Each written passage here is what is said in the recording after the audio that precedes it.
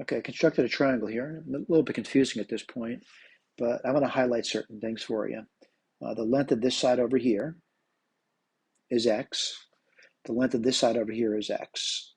So it's an isosceles triangle. I just simply defined this side to be of length 1. So I unitized that side. Let me go backwards. And let me talk about something else over here. I'm going to talk about this angle over here. That's pi over 7. And what I want to do is talk about how to get the other angles.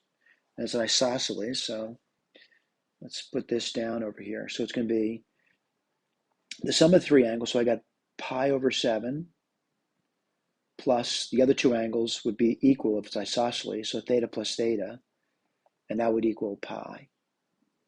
All right, so I'm going to say pi over 7 plus 2 theta is equal to 7 pi over 7. That means 2 theta is equal to 6 pi over 7, where theta is equal to 3 pi over 7. All right, so what I want to do is, talk about the angle I got. I got this angle now. All right, so let me start to erase, and we're just trying to figure out this picture at this point. All right, what I did next was I rotated this side here to here. All right, and the question is, what's those other 2 angles? Well, I hope you realize that the lengths of these things are equal, so I have an isosceles again. Let's go through that. So what do I have? I have 3 pi over 7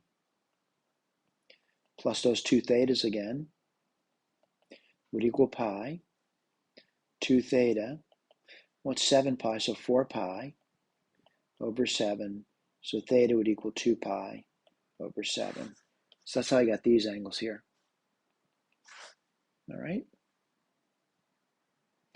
Okay, so one thing I do know is that over here, that this here would have to be pi over 7 now. So what do I know? I know the length of this thing has to be the length of this thing. Well, the length of that thing is x minus 1. All right, so I got a bunch of isosceles triangles here. So let's talk about the cosine. And we've done this before of an isosceles. Put this over here. Theta, theta. And let's call this thing A and this thing B. And if I were to do the cosine, we've done before, right? I drop perpendicular, and I would say the cosine of theta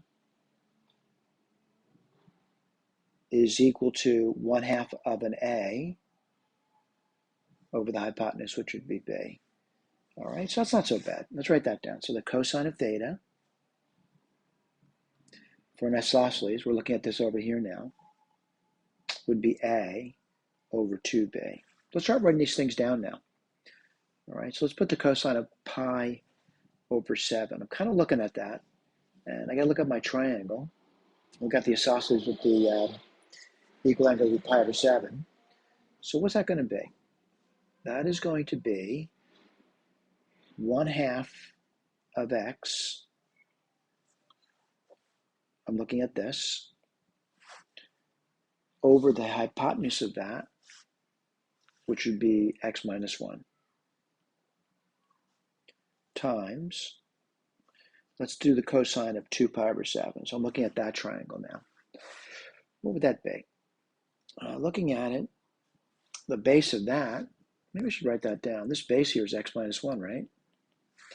So it's going to be 1/2 times x minus 1 over the hypotenuse of that, which is 1, times the cosine. Now we got 3 pi over 7. Do I see that? Yes, I do. So what's that going to be? I'm looking at that, and that's going to be, let's see, the base of that's 1/2 of 1, and the hypotenuse of that is x. All right, look kind of crazy looking, but let's go through that.